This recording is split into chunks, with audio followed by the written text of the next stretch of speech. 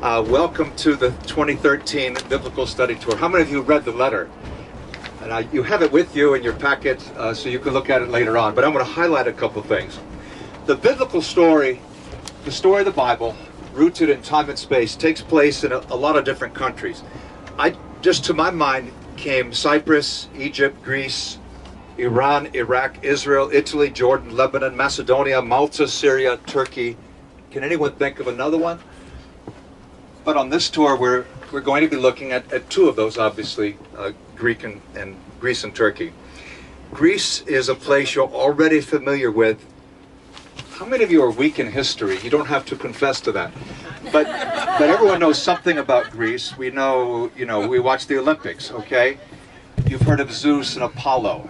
You've heard of Hercules. If you're in Athens, you've implicitly heard of Athena, the goddess of wisdom and war, who's the patron of the city.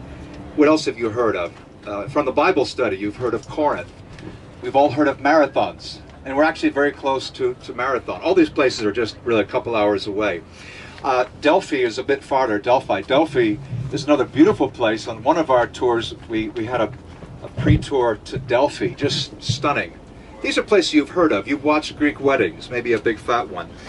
You know the Greeks had the impact on art and architecture, cuisine, drama, geometry, language, philosophy, science, and it's the most important nation in the entire world.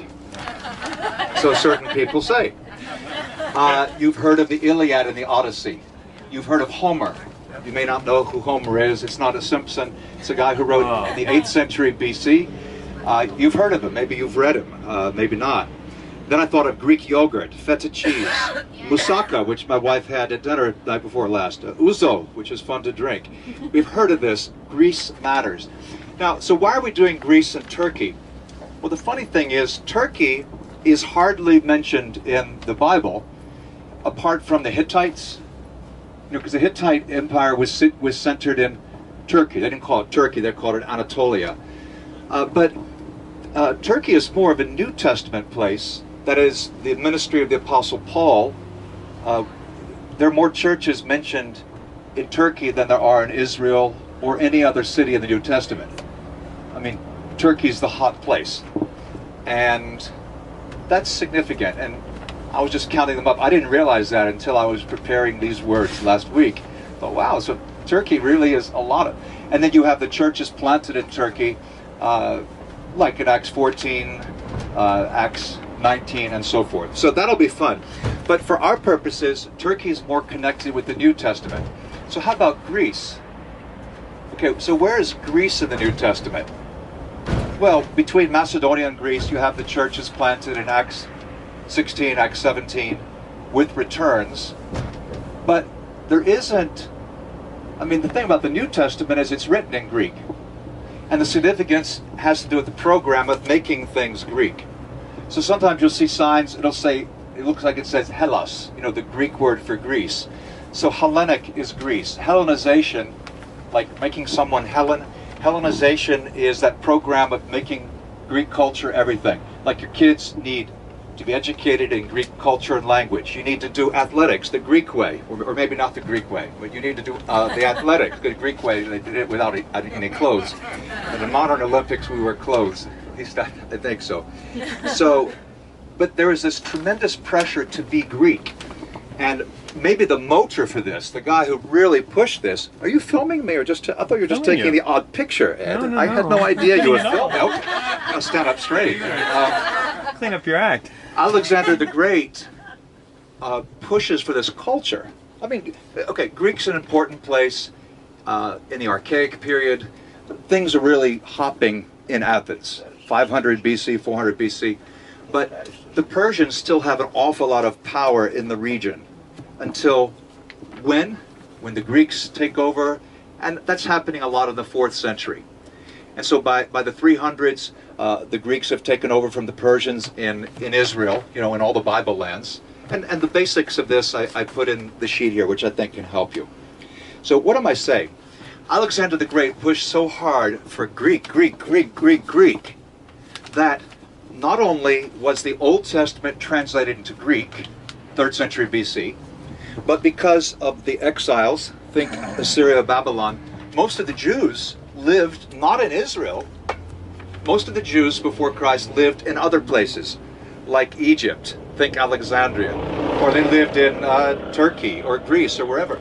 So the main language the Jews spoke wasn't Hebrew, it was Greek. That's why the Old Testament's in Greek. Then the New Testament was translated into Greek because that was the major language of the empire. So the entire New Testament is in Greek, and the quotations in the New Testament are not from the Hebrew Bible, they're from the Greek Old Testament.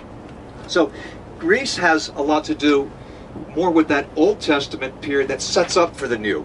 Or really, strictly speaking, it's the intertestamental period, the period between the Testaments. So Greece, somewhat more associated with the Old Covenant, Turkey more with the New. And you can argue that, but that's one way to look at it I put together. If it feels like a lot of data, a few bullet points. Because of Alexander the Great, the New Testament's written in Greek. And that later enabled the gospel to be propelled around the empire. That's the language.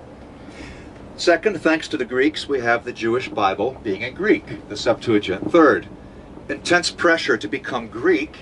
And the pressure wasn't just educate your kids the Greek way, it's do not keep kosher, ignore the Sabbath, sacrifice pigs on the altar. If you're circumcised men, get uncircumcised. Tremendous pressure. Basically, they made it illegal to be Jewish. Huge pushback, and you've heard of First and Second Maccabees, the Maccabean Revolution, the revolt, starting in 167 BC. The plurality of congregations in the New Testament are in Turkey, and as the Roman, the Roman capital is moved from Rome to Turkey, to Constantinople, the whole axis, the whole balance of power shifts to the east. So this is a little about Greece and Turkey. Also in your handout and in the updates I emailed you, you can see the major scriptures that are being illuminated. Our purpose of being here in Greece is to learn about Acts 18 to 20, Corinth, obviously 1st and 2nd Corinthians and so forth, various parts of Acts and some of the letters. And that's really our greatest historic interest here. Does that make sense? Is there any question about what I've said? We know it's an awful lot to learn, and I think you're only going to take away a few things, like maybe 10 memories, and you might learn 5 facts, and maybe 3 other facts that it'll be a bit garbled, but you'll think you've learned them. And if you do that, you're actually doing fine. Is that okay? There's no test. Sometimes we have tests on these tours. We're not doing a test or a competition this time. Or do you want to add anything, Ed? No, some people absolutely love it. Do you? If you do, I'll hold it for you so we can see you. No, that's fine. Are you sure? Okay, you'll hear Ed later on. Any questions about what I was just saying? That's just general. Welcome to the Biblical Study Tour. And why Greece? And why Athens? Isn't this beautiful? Okay, I have a handout.